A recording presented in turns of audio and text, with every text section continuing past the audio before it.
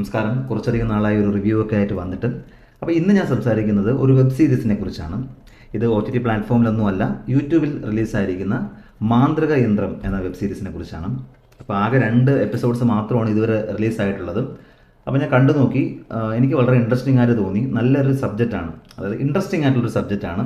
പ്രധാനമായിട്ടും time travel machine, അതാണ് അതിൻ്റെ ഒരു കൺസെപ്റ്റ്. അപ്പോൾ ആ ഒരു കൺസെപ്റ്റൊക്കെ ഇഷ്ടപ്പെടുന്ന ഒത്തിരി പേരുണ്ടാകും. അവർക്കൊക്കെ തീർച്ചയായിട്ടും ഇഷ്ടപ്പെടാൻ സാധ്യതയുള്ള ഒരു വെബ് സീരീസാണിത്.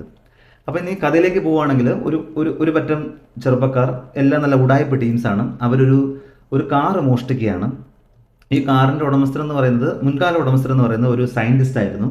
അപ്പോൾ അദ്ദേഹം ഈ കാറിനെ ഒരു എന്താ പറയുക, ടൈം ട്രാവലിംഗ് മെഷീൻ പോലെ ചെയ്തു വെച്ചിരിക്കുകയായിരുന്നു.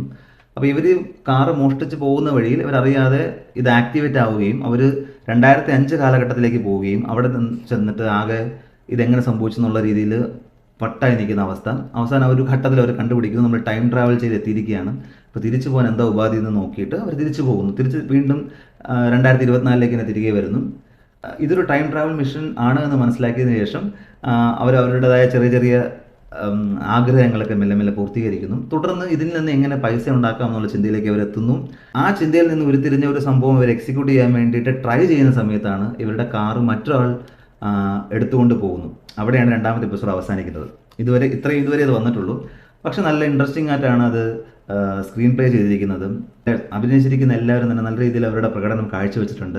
ഇവരെല്ലാം പുതുമുഖങ്ങളാണല്ലോ. അപ്പോൾ ഫസ്റ്റ് എപ്പിസോഡ് എന്ന് പറഞ്ഞു കഴിഞ്ഞാൽ ഇവർ കാണിക്കുന്ന കാര്യങ്ങളൊക്കെ നമുക്ക് അക്സെപ്റ്റ് ചെയ്യാനായിട്ടുള്ള കുറച്ച് സമയം എടുക്കുന്നുണ്ട്.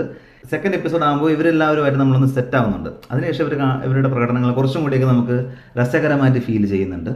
അപ്പോൾ തുടർന്ന് വരുന്ന എപ്പിസോഡിൽ കൂടുതൽ ഇൻട്രസ്റ്റ് ആകുമെന്ന് പ്രതീക്ഷിക്കുന്നു. മൊത്തത്തിൽ മേക്കിംഗ് എനിക്ക് ഇഷ്ടപ്പെട്ടു. ഓവറോൾ കണ്ടുകൊണ്ടിരിക്കാൻ രസമുണ്ട്. ഇൻട്രസ്റ്റിംഗ് ആയിട്ടുള്ള സബ്ജക്റ്റാണ്. അപ്പോൾ ഇത് എഴുതി സംവിധാനം ചെയ്തിരിക്കുന്നത് സെൻ വർഗീസ് ആണ്. അതുപോലെ ഇതിൻ്റെ DOP കൈകാര്യം ചെയ്തിരിക്കുന്നത് അർജുൻ ഷാജിയാണ്. നല്ല വിഷ്വൽസാണ്, നല്ല നല്ല ഷോട്ട്സാണ്. പിന്നെ അതുപോലെ കട്ട്സ്, എഡിറ്റിംഗ് കൈകാര്യം ചെയ്തിരിക്കുന്നത് ടോണിയാണ്. എഡിറ്റിംഗ് നല്ല രസമായിട്ട് വന്നിട്ടുണ്ട്. മ്യൂസിക് സെക്ഷൻ കൈകാര്യം ചെയ്തിരിക്കുന്നത് ജോസഫാണ്.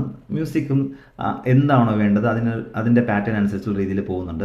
ഓവറോൾ ഒരു നൈസായിട്ടുള്ളൊരു വെബ് സീരീസ് ആയിട്ടാണ് എനിക്ക് ഫീൽ ചെയ്തത്. ഞാൻ ഈ വെബ് സീരീസ് ഇതുവരെ കാണാത്തവരുണ്ടെങ്കിൽ നിങ്ങൾക്ക് വേണ്ടി സജസ്റ്റ് ചെയ്യുകയാണ്, കാണുക. തീർച്ചയായും നിങ്ങൾക്ക് ഇഷ്ടപ്പെടുമെന്ന് വിശ്വസിക്കുന്നു.